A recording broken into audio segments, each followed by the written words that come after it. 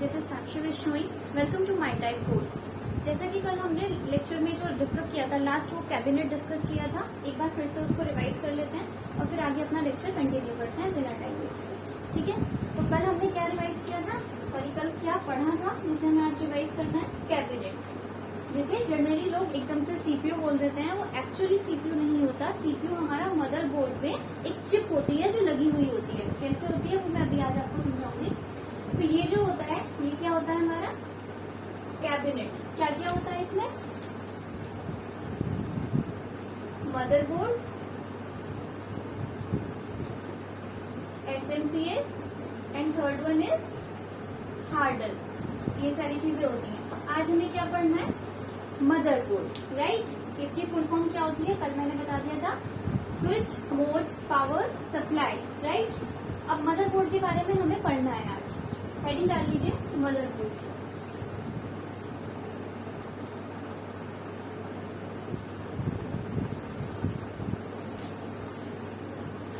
ये पूरा जो होता है क्या होता है, कैबिनेट।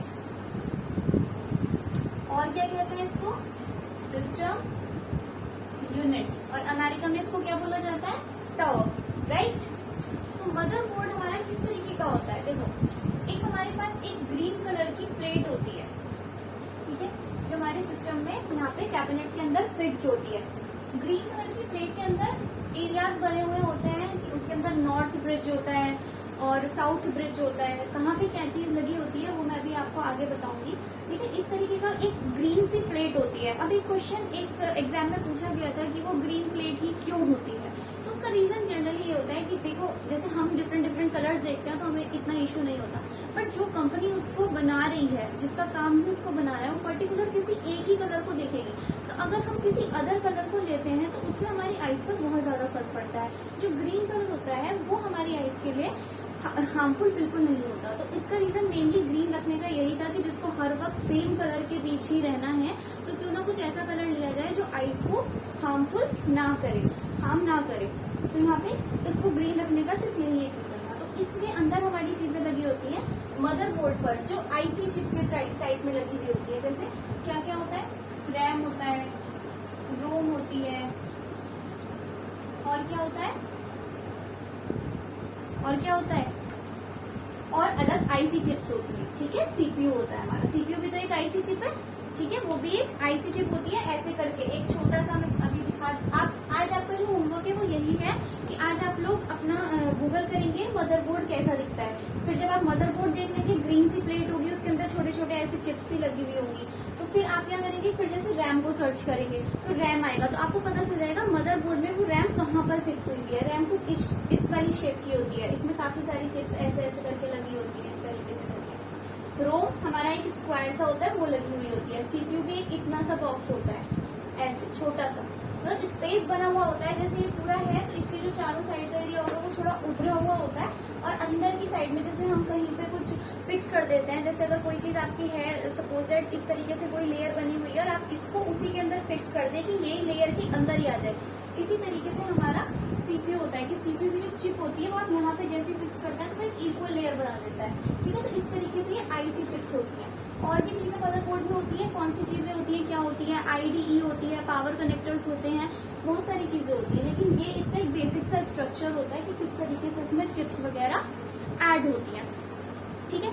अब इन सबके बीच में डेटा तो ट्रेवल हो रहा होगा ना, किसी तरीके से तो डेटा ट्रेवल हो रहा होगा। रैम में कैसे, रूम में कैसे, तो वो कुछ ना कुछ ऐसे वायर्स टाइप में लगी होती है, कुछ कुछ इस तरीके से करके ऐसे ऐसे। तो ये वायर्स क्या होती है, इन्हीं वायर्स को बसेस कहा जाता है। कल मैंने आपको चार चीज बताई थी कि मदरबोर्ड में हमें कौन कौन सी चार चीज पढ़नी है। पहली, कंप्यूटर आर्किटेक्चर में पहली मदरबोर्ड, दूसरा बस, तीसरा आईसी चिप, और फोर्थ सीपीयू। तो जो मैं यहाँ पे आपको बता रही हूँ, मदरबोर्ड तो पूरा स्ट्रक्चर हो गया, लेकिन इन चिप्स के बीच में जो डेटा ट्रेवल हो रहा है वो इन बसेस के थ्रू होता है, ठीक है। किस चीजों के थ्रू होता है, बसेस के थ्रू। अगर क्वेश्चन आता है, इसको नोट कर लीजिए, मैं वर्बली बोल रही हूँ, ऐसे बोर्ड पे एक चीज लिखूंगी तो टाइम ज्यादा जाएगा। डेटा किस वे में ट्रेवल होता है, किस फॉर्म में ट्रेवल होता है, किसके थ्रू ट्रेवल होता है, तो बसेस के थ्रू होता है। और किस फॉर्म में ट्रेवल होता है, तो हम बोलेंगे इलेक्ट्रिकल सिग्नल्स के, इलेक्ट्रिक सिग्नल्स के थ्रू, ठीक है, तो इसका आंसर, पहले का आंसर क्या हो जाएगा, डेटा इन सब के बीच में डेटा ट्रेवल थ्रू, आंसर क्या होगा, बस। Next is data travel in the form of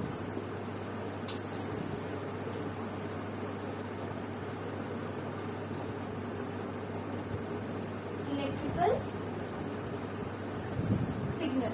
अब ये इलेक्ट्रिकल सिग्नल किस तरीके से होता है, जैसे हमारे जो भी डेटा हमारा एक होता है, तो हमने कोई चीज डायरेक्ट नहीं दे रही, लेकिन जो चीज हमें दिख नहीं रही है वो इलेक्ट्रिक फॉर्म में यहाँ पे ट्रांसफर होती है हमारे कंप्यूटर पे बसेस के थ्रू। ठीक है, अभी इलेक्ट्रिकल क्या है, इलेक्ट्रिसिटी तो सभी लोग जानते हैं ना, इलेक्ट्रिसिटी इसको किस में मेजर करते हैं, वोल्टेज में, राइट। अब वोल्टेज से यहाँ पे क्या मतलब होता है, कभी आप लोगों ने सुना ही होगा कि वोल्टेज हाई हो रही है, वोल्टेज लो हो रही है। कभी कभी ऐसा होता है ना कि हमारे जो भी हमारे इलेक्ट्रॉनिक्स इक्विपमेंट्स हैं वो एकदम से कोई चीज हल्की चलने लगती है, कोई चीज एकदम से तेज चलने लगती है, तो हम एकदम से बोल देते हैं पावर हाई आ रही है, वोल्टेज हाई आ रही है, वोल्टेज डाउन चल रही है, अभी इसलिए हल्का चल रहा है, इसको बंद कर दो अदरवाइज ये खराब हो जाएगा। इस तरह के हमने नॉर्मल लाइफ में अपने सेंटेंसेस सुने हैं और हम वही बोलते भी हैं। तो क्या होता है ये वोल्टेज, वोल्टेज के थ्रू क्या चीजें हमें समझना है, तो वोल्टेज के दो होते हैं, इसमें 0 और एक 1, राइट। जो 0 होता है वो वोल्टेज लो के लिए डिनोट किया जाता है, और जो 1 होता है वोल्टेज हाई के लिए डिनोट किया जाता है। ठीक है, अब इसमें हाई लो का भी 0 1 ही क्यों बोला गया, क्योंकि हमें ये बात पता होती है कि कंप्यूटर जो है वो हमारी जो जनरल लैंग्वेज होती है, जैसे मैं आपको अभी जो चीजें बोल रही हूँ आप मेरी बातें समझ पा रहे हैं, पर क्या मेरी ऐसी बातें कंप्यूटर समझ पाएगा, मैं उसको बोलूंगी चलो खाना बना के दे दो तो बना देगा, नहीं बनाएगा ना, क्यों, क्योंकि उसकी एक मशीन लैंग्वेज है, 0 1 की फॉर्म में वो चीजों को समझता है, जिसे हम कौन सी लैंग्वेज कहते हैं, 0 1 की लैंग्वेज को बाइनरी लैंग्वेज, राइट। क्या बोलते हैं हम, बाइनरी लैंग्वेज। तो हमारा जो कंप्यूटर होता है वो बाइनरी लैंग्वेज समझता है, वो क्या करता है, जो हमारी नॉर्मल लैंग्वेज होती है, जो हमारा सोर्स कोड हम उसको एक तरीके से दे रहे हैं कि हमारा ये काम कर दो, तो वो उसको पहले बाइनरी में कन्वर्ट करके उसको समझ लेगा, फिर उसको वापस से हमें कन्वर्ट करके हमारी लैंग्वेज में समझा देगा। जो इसमें लैंग्वेज कन्वर्टर का काम करते हैं, ये 3 चीज होती हैं, कंपाइलर, इंटरप्रेटर और असेंबलर। ये हम आगे पढ़ेंगे कि किस तरीके से क्या क्या चीजें कौन कैसे कन्वर्ट करता है, लेकिन फिलहाल हमारे समझने के लिए अभी क्या जरूरी है कि कंप्यूटर और कोई लैंग्वेज नहीं, हमारी बाइनरी लैंग्वेज समझता है। ठीक है, बाइनरी कोड समझता है, एक्चुअली ये बाइनरी कोड होता है, कोई लैंग्वेज इस तरीके से नहीं बोली जा सकती, लेकिन हम जनरल वे में इसको बाइनरी लैंग्वेज बोल देते हैं कि वो बाइनरी लैंग्वेज समझता है। ठीक है, अब अगर सपोज दैट हमें वहाँ पे कुछ भी बोलना है हमें, कि सपोज दैट हमें 2 बोलना है, तो हम अपनी जनरल लैंग्वेज में 2 बोल देंगे, लेकिन क्या अगर ये हम 2 सिस्टम को बताए, कंप्यूटर को बताए, तो वो नहीं समझेगा, इसको हमें 0 1 की ही फॉर्म में लिखना पड़ेगा, तभी वो इस चीज को समझेगा कि हाँ हमें कोई 0 1 के कोड में दे देंगे तो हम उसको लिख देंगे कि ये 2 है, वो समझ जाएगा कंप्यूटर। लेकिन अगर हम डायरेक्टली उसको 2 लिखेंगे तो वो इस चीज को नहीं समझ पाएगा, मशीन कोड ही समझेगा, जो उसका क्या है, बाइनरी लैंग्वेज। अगर मुझे सपोज ऐसे कुछ 0 1 की फॉर्म में लिखा है, जैसे H L L H H L L H H L L, ये सपोज दैट कोई कोड है, ये मैंने यहाँ पे लो और हाई के लिए यूज किया है, हाई लो लो हाई लो हाई लो लो हाई हाई लो लो। तो यहाँ पे क्या होगा, जैसे हाई के लिए हमने क्या यूज किया है, 1 0 0 1 1 0 0 1 1 0 0। ये एक कोड है जो हमारा सिस्टम समझ जाएगा। ठीक है, यहाँ तक की बातें समझ में आ गई, फटाफट से नोट कर लीजिए, फिर आगे कंटिन्यू करते हैं।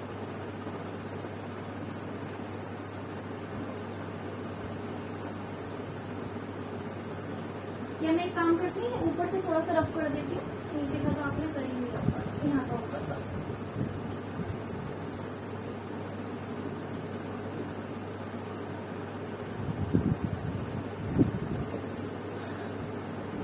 चलिए टॉपिक शुरू करते हैं, यहाँ पे बस। ठीक है, अब यहाँ पे बसेस का टॉपिक शुरू करते हैं। जो हमारे कंप्यूटर में बसेस यूज की जाती है वो 3 टाइप की होती है। कौन कौन सी है, एक होती है एड्रेस बस, दूसरी होती है डेटा बस, तीसरी होती है कंट्रोल बस। ठीक है, अब ये तीनों होती क्या है, जो भी मैंने आपको मदरबोर्ड ऐसे बना के दिखाया था, इसमें इस तरीके से रैम थी, रोम थी, सीपीयू था, ठीक है, ये चिप्स इनके बीच में लगी हुई है, बट इनके बीच में ऐसे ऐसे करके कुछ डेटा कहीं ना कहीं से ट्रांसफर हो रहा था इस तरीके से कहीं कहीं से। तो ये जो बीच में वायर्स टाइप में लगी हुई हैं, यही बसेस होती हैं, इन्हीं के थ्रू हमारा डेटा जो है वो ट्रेवल करता है। किस तरीके से करता है, जिन्हें हम क्या बोलते हैं, ट्रैक्स, ठीक है। इन डेटा ट्रैक्स के थ्रू, डेटा ट्रैक्स पूरा लिख लीजिए अदरवाइज आप कंफ्यूज हो सकते हैं, ठीक है। डेटा ट्रैक्स के थ्रू हमारा डेटा ट्रेवल होता है और इन्हीं डेटा ट्रैक्स को हम क्या कहते हैं, बसेस कहते हैं, राइट। अभी 3 टाइप की होती है, एक होती है एड्रेस बस, एक होती है डेटा बस, एक होती है कंट्रोल बस। अब इन तीनों का क्या काम है, जो काम, जब तीनों ही डेटा ट्रेवल कर रही है तो हमें 3 की जरूरत क्यों पड़ी, एक से भी तो वही काम होना था, 3 क्यों बनाई, क्यों, क्योंकि अलग अलग काम कर रही है। जैसे जो एड्रेस बस है वो क्या करती है, हमारा जो डेटा होता है उसके एड्रेस को लेकर जाती है दूसरी जगह, जैसे डेटा का एड्रेस। सपोज दैट ये डेटा हमारा कहीं कोई एक लोकेशन 1000 है, तो ये उस डेटा को लेकर जाएगी कि ये जो डेटा है हमारा 1000 पर पड़ा हुआ था, तो ये उस डेटा के एड्रेस को मूव कराती है।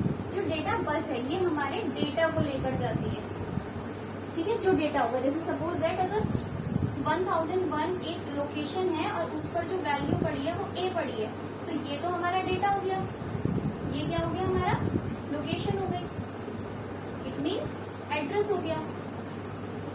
तो जो एड्रेस बस है वो क्या करेगी, एड्रेस को लेकर जाएगी, इट मीन्स 1001 को लेकर जाएगी। और जो डेटा बस है वो क्या करेगी, इस डेटा को लेकर जाएगी कि वहां पर जो वैल्यू है वो क्या पड़ी हुई है, ए पड़ी हुई है। अब थर्ड बचती है हमारी कंट्रोल बस। कंट्रोल बस क्या करती है, कंट्रोल बस का काम होते हैं 2। वो क्या करती है, जो हमारा डेटा होता है उसके ऊपर 2 चीज बताती है, एक बताती है टाइम और एक टाइप ऑफ ऑपरेशन। अब ये क्या होते हैं,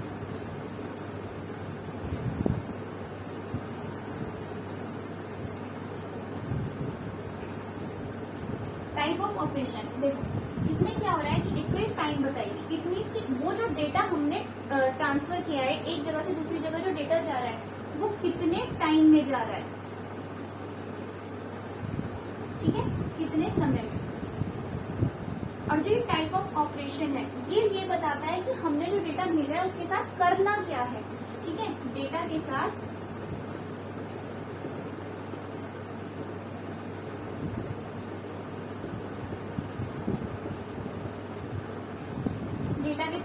करना क्या है, जैसे अगर सपोज दैट मैंने 2+2 2 डेटा भेजे, तो जो डेटा भेजे गए हैं 2 और 2 वो कितने टाइम में गए वो तो ये बता दिया। कंट्रोल बस ने एक ऑपरेशन तो अपना ये परफॉर्म कर दिया, और जो दूसरा ऑपरेशन परफॉर्म करा कि डेटा के साथ करना क्या, मैंने कराना था 2+2, इट मीन्स उन दोनों डेटा को ऐड कराना है।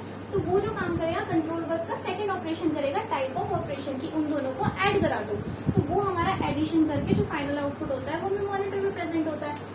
तो जो डेटा ट्रांसफर का एक बेसिक प्रोसेस है वो आपको समझ में आ गया होगा कि एड्रेस बस के थ्रू हम डेटा का एड्रेस करते हैं, एड्रेस बस के थ्रू डेटा ट्रांसफर होता है कि किस डेटा को हम भेज रहे हैं, और कंट्रोल बस के थ्रू उस डेटा के साथ कौन से 2 ऑपरेशन परफॉर्म हो रहे हैं, एक टाइम का कि वो कितने समय में वहां से जा रहा है, और दूसरा टाइप ऑफ ऑपरेशन कि उस डेटा के साथ हमें करना क्या है। ये मैंने आपको बता दिया है। इन्हीं बसेस को हम डेटा ट्रैक्स भी बोलते हैं। कभी कभी ऐसा आ जाता है कि जो मतलब सपोजेड ऑप्शन आ गया कि जो डेटा ट्रैवल कर रहा है वो किसके थ्रू कर रहा है। अभी मैंने आपको एक क्वेश्चन लिखवाया था कि बसेस के थ्रू करता है, और सपोजेड उसमें बस ऑप्शन ही नहीं आया और आप छोड़ दें कि मैम ने तो ये पढ़ा नहीं है, तो नहीं, उनको डेटा ट्रैक्स भी बोलते हैं, ठीक है, या मार्क करके आ सकते हैं। एक चीज और बताना चाहूंगी, अभी जो मैंने पीछे आपको बताया था, ये 3 चीज जो मैंने बताई थी यहाँ पे, रैम, वैसे मैंने वर्बली बोल दिया बट इसको नोट भी कर लीजिए, रैम, रोम और सीपीयू। फुल फॉर्म तो पता होगी सबको इसकी, एक बार मैं फिर से बता देती हूँ। रैम की होती है रैंडम एक्सेस मेमोरी, रोम की होती है read only memory, and CPU की होती है सेंट्रल प्रोसेसिंग यूनिट। जो मेरा यहाँ पे इन तीनों को दोबारा बताने का रीजन था, वो दोबारा से मैं अपनी बात को रिपीट करूंगी कि तीनों आईसी चिप होती हैं। इनको कभी भी आप एक बॉक्स ना समझें कि ये जो होती है ये पूरा जो एक डब्बा रखा होता है उसके मॉनिटर के पास में, और नीचे भी रखा होता है एक छोटा वाला, उसको यूपीएस कहते हैं, बट ये जो बड़ा सा रखा होता है उसको हम सीपीयू कहते हैं। नहीं, सीपीयू सिर्फ आईसी चिप है, बार बार मैं बता रही हूँ। और सीपीयू को हम क्या कहते हैं?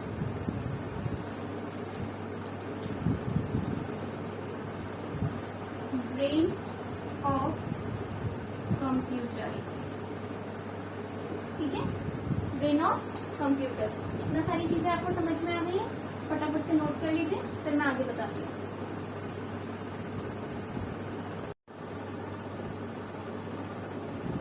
यहाँ पे आईसी चिप की फुल फॉर्म और लिख लीजिए। आईसी चिप की फुल फॉर्म होती है इंटीग्रेटेड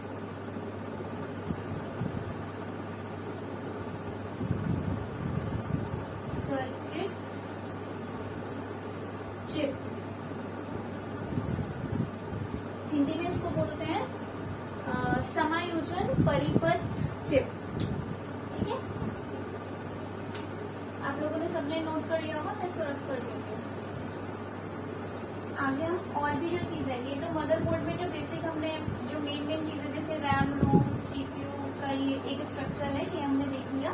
अब जो मदरबोर्ड में और भी चीजें होती हैं और जो हार्डवेयर होते हैं, क्योंकि सिर्फ इतने ही थोड़ी ना होते हैं। मदरबोर्ड तो पूरी एक ग्रीन प्लेट होती है, उसमें इतने सारे हार्डवेयर छोटे छोटे उसमें लगे हुए होते हैं। तो सबके बारे में थोड़ा थोड़ा सा एक आइडिया ले लेते हैं, जो मेन है कि कौन कौन से होते हैं।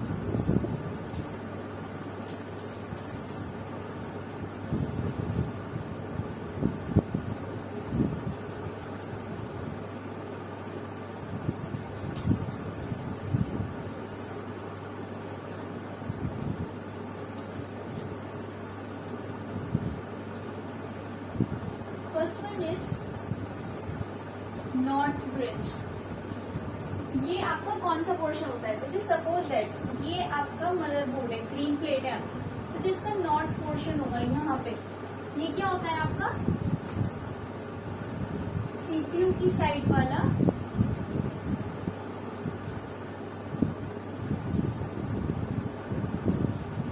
पार्ट। ठीक है, यहाँ पे जो आपका नॉर्थ ब्रिज होगा वो क्या होता है? सीपीयू वाला पार्ट। इट मीन्स वहाँ पे आपका सीपीयू फिक्स्ड होता है। यहाँ पे अभी मैंने बताया था ना, एक लेयर होती है, मतलब जिसके अंदर की साइड में थोड़ा एक गड्ढा टाइप से बना होता है, उसमें हम अपनी सीपीयू चिप जो है वो लगा देते हैं, तो वो एक इक्वल सी लेयर हो जाती है। तो वो एरिया कहाँ बना होता है? इस जगह पे बना होता है। यहाँ पे सिल्वर सी प्लेट होती है, इसमें हम अपना क्या लगा देते हैं? सीपीयू लगा देते हैं, सीपीयू चिप लगा देते हैं। ठीक है, next one is south bridge. ये किस लिए होता है? इनपुट आउटपुट डिवाइसेस वाला, डिवाइसेस की साइड वाला पार्ट। ये साउथ ब्रिज कौन सा होता है? यहाँ पे हमारा इस जगह पे इनपुट आउटपुट डिवाइसेस फिक्स होती है। ठीक है, नेक्स्ट आईडीई, इसकी फुल फॉर्म होती है इंटीग्रेटेड ड्राइव इलेक्ट्रॉनिक। ये किस लिए यूज किया जाता है? हमारी हार्ड डिस्क को लगाने के लिए, हार्ड डिस्क को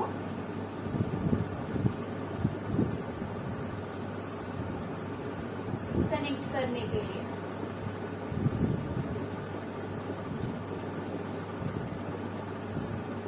ठीक है, नेक्स्ट वन इज 20 और 24 पिंस ATX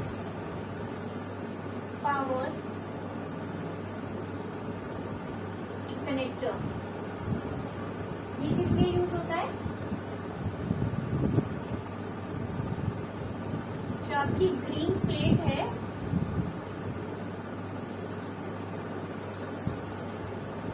ग्रीन प्लेट को पावर सप्लाई देने के लिए।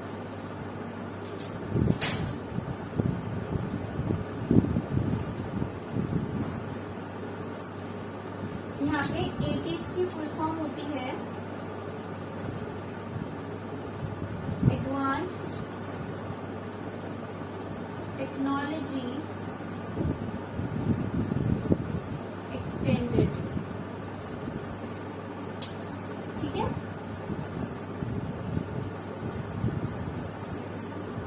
नेक्स्ट आता है आपका DRAM। यहाँ पे मैंने अभी रैम बताया था ना, तो रैम मैंने आपको एक मेन वो बता दिया कि रैम यूज होती है, लेकिन कौन सी रैम यूज होती है वो अलग अलग होती है। लेकिन जैसे आज जो हमारे प्रेजेंट में जो कंप्यूटर्स यूज हो रहे हैं उसमें कौन सी रैम यूज होती है, DRAM होती है। एक DRAM होती है, एक SRAM होती है। क्या इनमें डिफरेंस होता है, क्या क्या चीजें मतलब क्या है ये बेसिकली, ये हम मेमोरी वाले चैप्टर में अपना डिस्कस करेंगे। बट यहाँ पे जो हम DRAM पढ़ रहे हैं वो इसलिए बताया जा रहा है कि जो हमारे आजकल के मदरबोर्ड्स आ रहे हैं, सिस्टम्स आ रहे हैं, उनके मदरबोर्ड में DRAM यूज की जाती है, ठीक है। अगर ये होता है कि प्रेजेंट हमारे कंप्यूटर्स में कौन सी रैम यूज की जाती है, तो DRAM यूज की जाती है, ठीक है। प्रेजेंट कंप्यूटर्स में यूज की जाती है।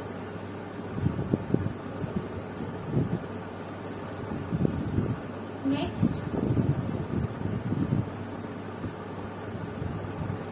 Peripheral connector. ये क्या होता है? पेरिफेरल डिवाइसेस क्या होते हैं? जब हम इनपुट, आउटपुट और स्टोरेज डिवाइसेस की बात करते हैं तो हाँ, उनका मतलब होता है पेरिफेरल डिवाइसेस। इट मीन्स जो बाहर से कंप्यूटर में लगाई जाए, USB पोर्ट्स के थ्रू वो बाहर से हमारे कंप्यूटर के साथ जोड़ी जाती है। जैसे इनपुट, आउटपुट और storage devices, it means peripherals को बाहर से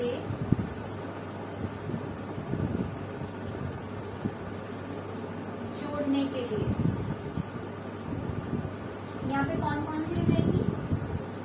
इनपुट हो जाएगा, जैसे आपका कीबोर्ड होता है, कीबोर्ड आपकी एक इनपुट डिवाइस है। आउटपुट कौन सी हो जाएगी? जैसे मॉनिटर या प्रिंटर बोल सकते हैं, ठीक है। यहाँ पे कीबोर्ड के साथ माउस बोल सकते हैं। और जो हमारी स्टोरेज हो गई, जैसे बाहर से हम पेन ड्राइव इंजेक्ट करते हैं ना, इंजेक्ट करते हैं, सॉरी इंजेक्ट करते हैं, ठीक है। तो पेन ड्राइव हम अलग से कंप्यूटर से लगा देते हैं। तो ये तीनों जो डिवाइसेस हो गई, मतलब इस तरीके की जो हमारी डिवाइसेस हो गई, इनपुट, आउटपुट या स्टोरेज, वो हमारी किस में आ जाती है? पेरिफेरल डिवाइसेस में, ठीक है। पेरिफेरल कनेक्टर आपका इन डिवाइसेस को कनेक्ट करने का काम करता है। फटाफट से नोट कीजिए, फिर आगे कर बढ़ते हैं।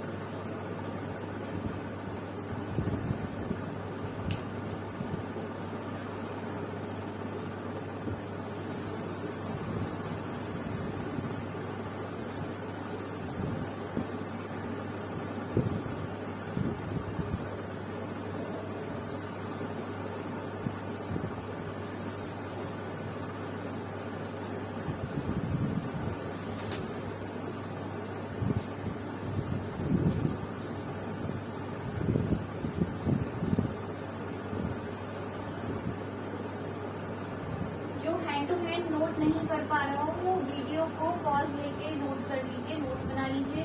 और किसी भी तरह का कोई डाउट आता है तो वो आप कमेंट बॉक्स में ड्रॉप कर दीजिए। मैं उसका आपको या तो वहीं पर अगर आंसर कर सकती हूँ तो वहाँ कर दूंगी, अदरवाइज नेक्स्ट डे की वीडियो में हम उस चीज का सोल्यूशन कर लेंगे। Okay, so next one is CMOS battery. ये क्या होती है? अच्छा एक बात बताइए, आपने नोटिस किया होगा जो आपका कंप्यूटर होता है या फिर लैपटॉप होता है, अगर आज जैसे आपने काम किया, आज क्या डेट है? 9th of July. तो आज अगर आप काम करने के बाद बंद कर देते हैं अपने लैपटॉप को और फिर कल ओपन करते हैं तो उसमें ऑटोमेटिकली 10th आ जाएगी डेट। ऐसा क्यों? आपने तो कंप्यूटर बंद कर दिया था, अपना लैपटॉप बंद कर दिया था, तो फिर उसको कैसे पता चला कि अब जब आपने ओपन किया नेक्स्ट डे तो हमारी जो डेट है वो चेंज हो गई है? कैसे पता चला उसको? किसी को आइडिया इस चीज का? अगर पता है तो कमेंट बॉक्स में लिख दीजिए, जिनको नहीं पता मैं बता देती हूँ। CMOS बैटरी, ये जैसे आपने अपने वॉचेस में जैसे देखा होगा एक छोटा सा सेल पड़ा होता है वॉचेस में, उतना सा एक CMOS बैटरी होती है ये। तो ये बैटरी हमारा, इसकी पहले फुल फॉर्म लिख लीजिए। फुल फॉर्म होती है इसकी complementary metal oxide semiconductor. तो इस बैटरी में ये क्या करता है, ये पावर सप्लाई जो करता है वो किसको करता है, रोम को करता है। और रोम के अंदर एक प्रोग्राम होता है जिसे हम कहते हैं बायोस, ठीक है। इसकी फुल फॉर्म होती है बेसिक इनपुट आउटपुट सिस्टम, ठीक है।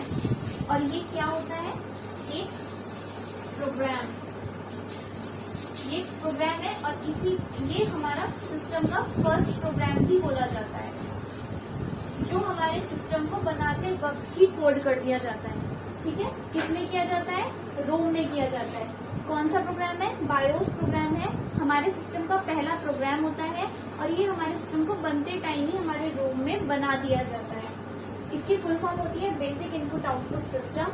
और जो ये सीमॉस बैटरी होती है, रोम को कंटिन्यूटी में पावर सप्लाई देती रहती है। जब आप लैपटॉप बंद भी कर देते हैं उसके बाद भी ये उसकी सप्लाई देती रहती है। और जब ये सप्लाई देती है तो हमारा सिस्टम जो है वो ऑटोमेटिकली चलता रहता है, वर्किंग में रहता है। और जैसे ही उसके आवर्स कंप्लीट होते हैं वो नेक्स्ट डेट पर स्विच कर जाता है। तो इसलिए हम जब नेक्स्ट डे अपना सिस्टम खोलते हैं तो हमें डेट चेंज मिलती है, ठीक है। एक बार इसको रिवाइज कर लेते हैं फटाफट से।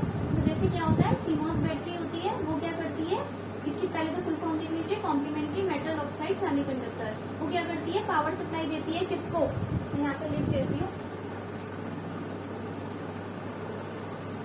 पावर सप्लाई किसको देती है, रोम को। और रोम क्या करता है, रोम के अंदर एक प्रोग्राम होता है जिसे हम क्या कहते हैं, बायोस। बायोस हमारा फर्स्ट प्रोग्राम होता है जो हमारे सिस्टम बनते टाइम ही हमारे रोम में कोड कर दिया जाता है, तो इसे फर्स्ट प्रोग्राम कहते हैं। और ये खुद भी एक प्रोग्राम है और इसकी फुल फॉर्म क्या होती है, बेसिक इनपुट आउटपुट सिस्टम, ठीक है। इसी की वजह से इसी प्रोग्राम की वजह से हमारा जो डेट और टाइम चेंज होता है सिस्टम का, वो इसी का रीजन है, ठीक है। डेट टाइम चेंज, ठीक है, इसी की वजह से हो पाता है कि हम जब आज हमने कुछ और डेट देखी और जब हम कल अपना लैपटॉप ऑन करते हैं तो कुछ और डेट देखी है। उसका रीजन क्या होता है, हमारा बायोस प्रोग्राम, ठीक है। नेक्स्ट है हमारा, ये हो गया सीमॉस बैटरी। नेक्स्ट है PCI। इसकी फुल फॉर्म होती है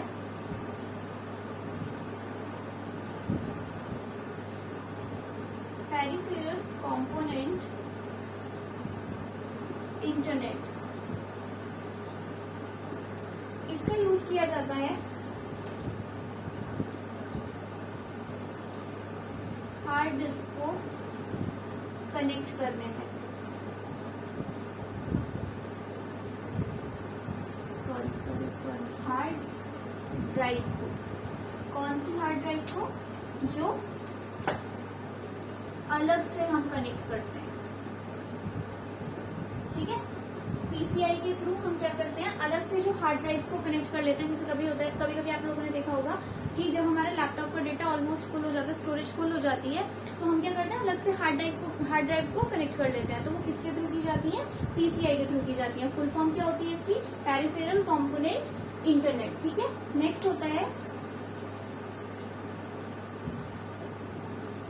एंड लास्ट वन AGP। इसकी फुल फॉर्म होती है एक्सरेटेड ग्राफिक कोड, ठीक है। इसके थ्रू क्या किया जाता है, इसके थ्रू हमारा जो ग्राफिक्स ऐड किया जाता है कंप्यूटर में। जैसे आपको पता ही, अगर नॉर्मल हम कोड करते हैं, पहले क्या होता था, MS DOS एक होता था जिसमें डायरेक्टली हम कमांड देते थे तो हमें रिजल्ट देता था, कोड की फॉर्म में होता था। लेकिन अब क्या होता है, हम इमेज वगैरह सारी चीजें ऐड ऑन कर पाते हैं, तो वो इसी ग्राफिक कोड के थ्रू कर पाते हैं, ठीक है। ये ग्राफिक कोड की वजह से क्या होता है, जैसे क्या होता है, इससे समझिए डायग्राम से। हमारा क्या होता है, एक CPU है, ठीक है। इस CPU को ऐसे इनपुट आ रहा है, यहाँ से प्रोसेसिंग हो रही है, और यहाँ पे क्या है हमारा, यहाँ पे आउटपुट निकल जाता है। जैसे इनपुट हमने कुछ दिया, CPU उस पर प्रोसेसिंग करता है और हमें फाइनल आउटपुट दे देता है। लेकिन AGP के केस में क्या होता है कि जैसे ही आपने इनपुट दिया, ये प्रोसेसिंग करेगा, तो ये जो CPU है, ये CPU पहले यहाँ पर आएगा और यहाँ पे क्या होता है हमारा ग्राफिक कोड, तो वो इसमें देगा और फिर यहाँ से वो प्रोसेस होके वापस जाएगा, देन वो इनपुट हमें शो होता है। अब ये चीज समझ में आती है कहाँ होता है, CPU के बाद यहाँ पर ऐड ऑन होता है, उसके बाद यहाँ पे प्रोसेस होके ये बाद में आउटपुट हमें प्रेजेंट कर देता है। ये चीजें थी जो टोटल हमारी मदरबोर्ड में बेसिकली होती है। नोट कर लीजिए फटाफट से।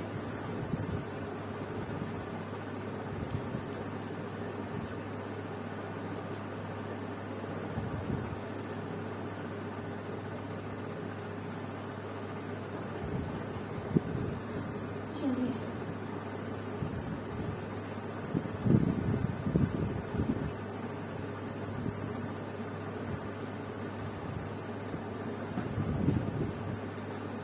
अब अगर हम मदरबोर्ड की नॉर्मल सी बात करें तो मदरबोर्ड में क्या है, ये एक मदरबोर्ड है,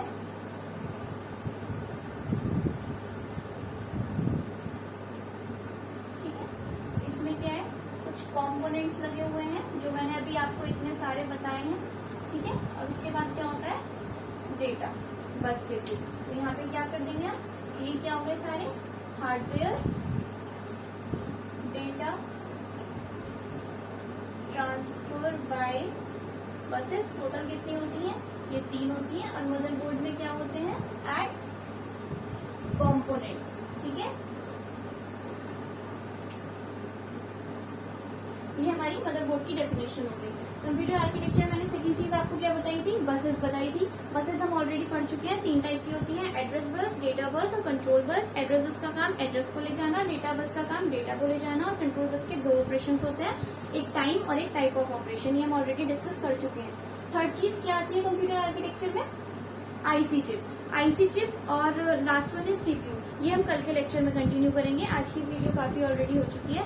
बट मैंने आपको यहाँ पे जब एक वो बनाया था कैबिनेट, तो मैंने आपको 3 चीज बताई थी यहाँ पे, ऐसे मदरबोर्ड, एक बताया था एसएमपीएस और एक क्या बताया था यहाँ पे हार्ड डिस्क। तो एक बार एसएमपीएस और हार्ड डिस्क को और डिस्कस कर लेते हैं। तो हार्ड डिस्क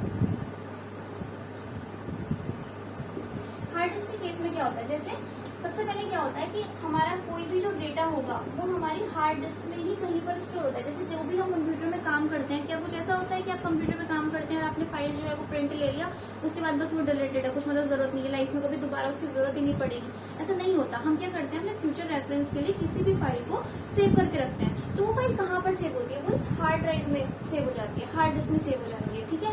तो उसके बाद क्या होगा कि ये जब भी हमें कभी नेक्स्ट टाइम जरूरत पड़ती है, तो जैसे ही हम सपोज दैट मैंने MS पावर पॉइंट खोला या MS वर्ड खोला, वहां पे मेरी कोई फाइल सेव थी, तो मैंने उसको हार्ड डिस्क में मैं फटाफट से गई कि हाँ ठीक है C ड्राइव में पड़ी है या D ड्राइव में पड़ी है, मैंने फटाफट से उसको वहां से पिकअप किया और मैंने उस फाइल को ओपन कर दिया। तो जैसे ही मैं फाइल को ओपन करती हूँ, ये कहाँ पहुंचती है, हमारी रैम में, ठीक है। जितने टाइम हम उस चीज पर काम कर रहे होते हैं वो कहाँ पर रहती है, फाइल रैम में। इसीलिए इसको क्या बोला जाता है, वॉलेटाइल मेमोरी। क्योंकि जैसे ही पावर कट होती है, इट मीन्स पावर सप्लाई चली जाती है, लाइट चली जाती है, तो जो हमारा रैम में डेटा होता है वो उड़ जाता है, फिर हमें वो वापस नहीं मिलता। तो और जो हमारी परमानेंट मेमोरी में डेटा होता है वो हमें कभी भी वापस मिल जाता है। जैसे ये परमानेंट मेमोरी है, इसमें जो भी डेटा होता है हम कभी भी निकाल लेते हैं।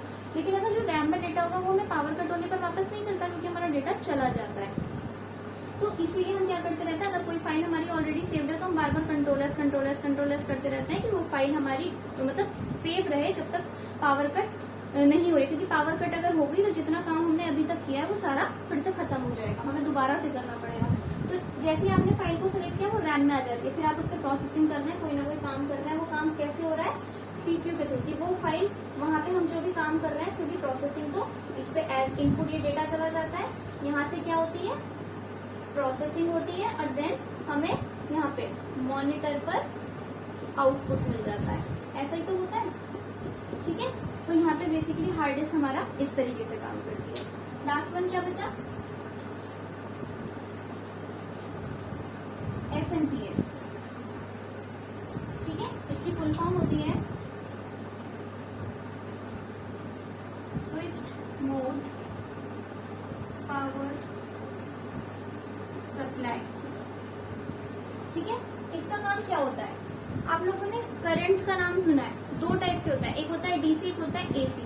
क्या होता है, एक होता है डायरेक्ट करंट और एक होता है ऑल्टरनेटिव करंट। क्या फर्क होता है दोनों में, जो हमारे डायरेक्ट पावर सप्लाई आ रही होती है, ठीक है, ये हमारी आती है AC, इस तरीके से होती है, ठीक है। और जो हमारे सिस्टम को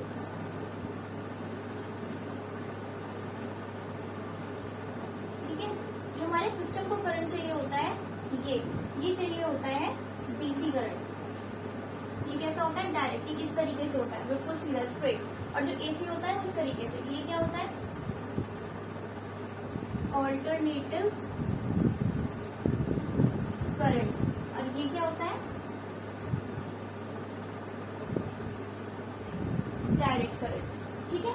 तो ये एसएमपीएस क्या काम करता है, एसएमपीएस का बेसिकली काम है इस एसी को डीसी में कन्वर्ट करना, ठीक है।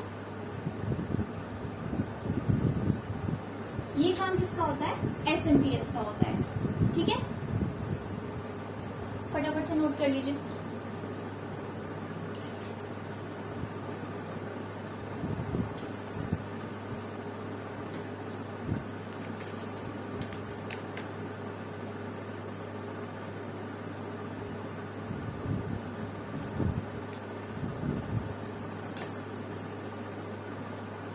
आई होप आप लोगों ने नोट कर लिया होगा।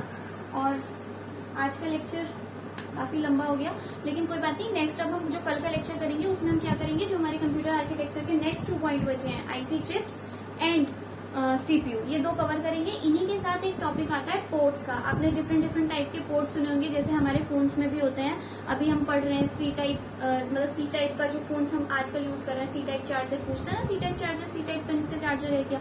तो इस तरीके से जो पोर्ट्स होते हैं, या 3.5 mm का जो हमारा ऑडियो जैक होता है, जो आपकी ईयरफोन जो आप लगाते हैं वो वाला जो जैक होता है, तो कुछ पोर्ट्स होते हैं। कल हम पहले उन्हें डिस्कस करेंगे, आफ्टर दैट हम आईसी चिप्स पढ़ेंगे, फिर सीपीयू करेंगे। और आज के लेक्चर के रिगार्डिंग अगर कोई भी डाउट होता है तो आप कमेंट बॉक्स में ड्रॉप कर दीजिएगा। उसका हम या तो कल को वीडियो में सोल्यूशन देख लेंगे, और अगर मैं कमेंट बॉक्स में उसका आंसर कर सकती हूँ तो मैं वहीं पर आंसर कर दूँगी। आज का लेक्चर यहीं पर एंड करते हैं। Thank you so much class.